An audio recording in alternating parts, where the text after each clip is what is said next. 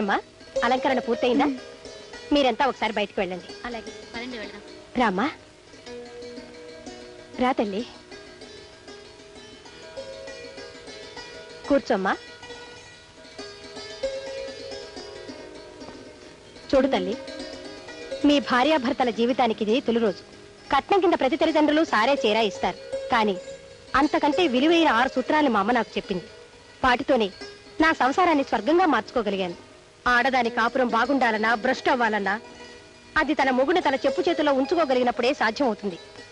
నా జీవితానుభవాలతో మరో 6 సూత్రాలను తయారు చేసి ఇందులో ఉంచాను. మొత్తం మీద నీ పొండంటి కాపురానికి 12 సూత్రాలు ఇందులో ఉన్నాయి. ఇవే నీకు శ్రీరామ రక్ష. గదిలోకి వెళ్లే ముందు ఒక్కసారి అన్నీ చదువుకో. తరువాత దీన్ని నీ ప్రాణంగా భద్రంగా దాచుకో. సరేనా? వస్తానమ్మా.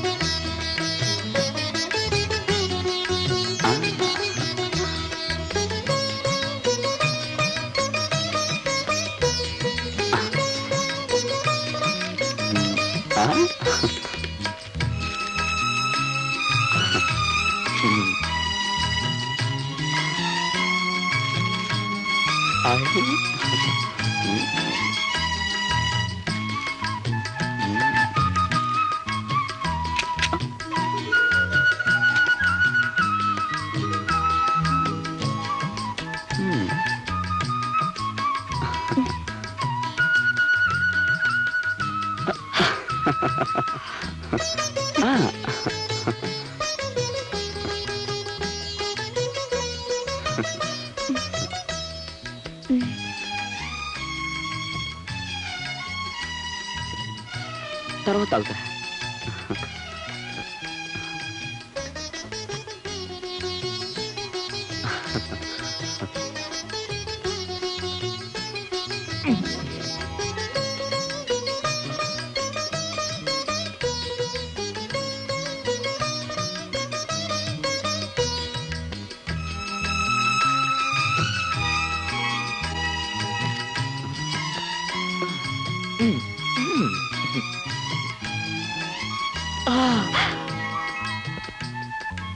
శోభనం గదిలో భర్త సిగ్గుపడకుండా చనువుగా చొరవగా ఉన్నాడంటే అతనికి తప్పకుండా అంతకు ముందు చాలా మంది అమ్మాయిలతో పరిచయం ఉందన్నమాట.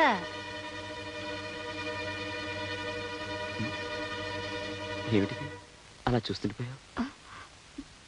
ఏమండి, మీకింతకు ముందు ఎంతమంది అమ్మాయిలతో పరిచయం ఉంది? First night is best night అని ఫస్ట్ నుంచి పెద్దలంటుంటే ఈ స్వీట్ నైట్ లో ఇంత హాట్ క్వశ్చన్ వేస్తావా? శోభనం గదిలో భర్త చనువుగా చొరవగా ఉన్నాడంటే అతనికి ఇంతకు ముందు చాలా మంది అమ్మాయిలతో పరిచయం ఉన్నట్టు మా అమ్మ చెప్పింది. ఓహో, మీ అమ్మ ఫిట్టింగా? నేనేదో కాలేజీలో చెప్పారేమో అనుకున్నానులే. చూడు, ఫస్ట్ నైట్ నువ్వు సిగ్గుపడి నేను సిగ్గుపడి ఇద్దరం సిగ్గులతో మొగ్గలేస్తుంటే ఈ ఫస్ట్ నైట్ బెస్ట్ నైట్ అవ్వదు, వర్స్ట్ నైట్ అవుతుంది. అయితే ఇంతకు ముందు మీకు ఏ అమ్మాయితోనూ పరిచయం లేనట్టేగా?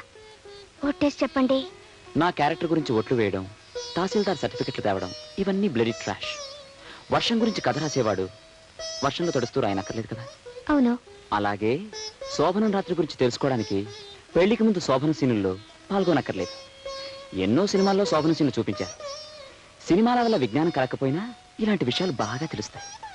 అర్థమైందా? ఇప్పటికీ నా మాటల మీద నమ్మకం లేకపోతే ఈ కార్యం గదిని క్లాస్ రూమ్ గా మార్చేసి నీకు మాస్టర్ అవుతాం. అవునయా, నవ్వేశావు, అదే చాలు. అయ్యో